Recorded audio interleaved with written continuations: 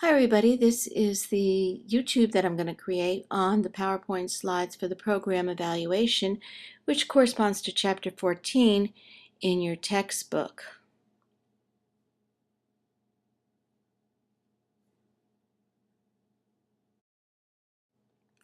Okay, this is going to be on whether we call it evaluation or assessment, because there's sometimes, the terms are used interchangeably. Well, evaluation is basically to collect the data and the information about an entity to determine its worth.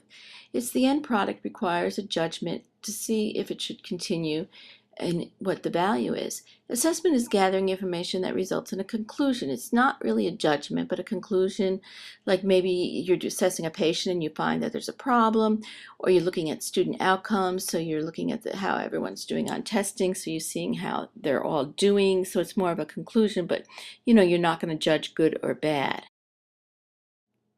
Okay, the next test point is on total quality management.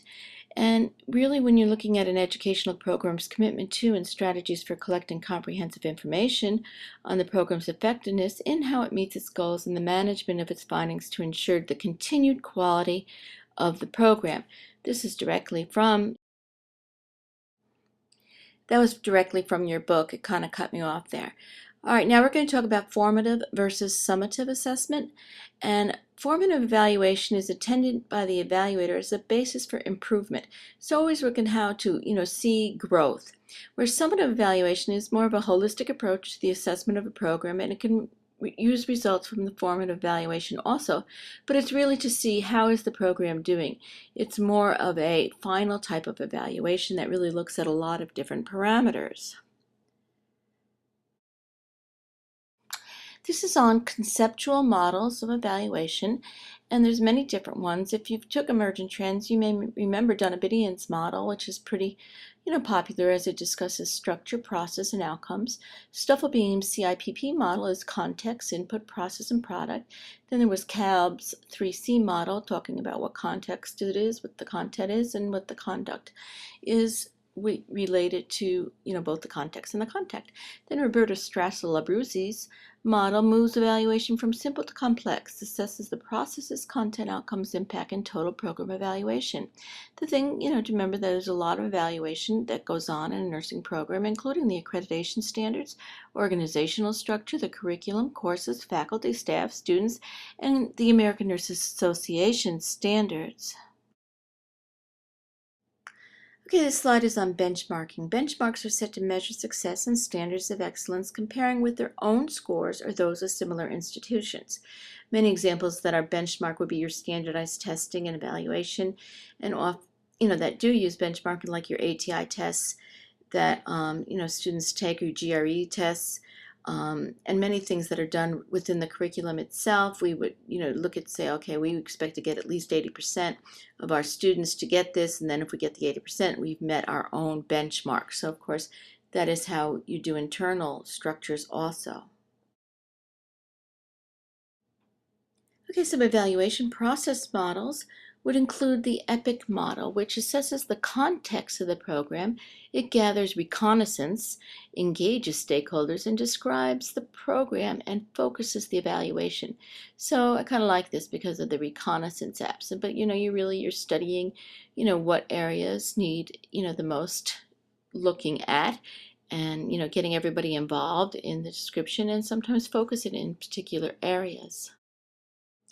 Okay, formative and/or process strategies really encompass a lot of different types of evaluation methods. There would be your course evaluations that are done at the end of each course, your student achievement measures, which is all the assessment strategies that we use during the course, teacher effectiveness surveys, which is usually based on student response, staff and students and administration and faculty satisfaction tools, all your kinds of standardized testing, and your retention and attrition rates are really important to collect also.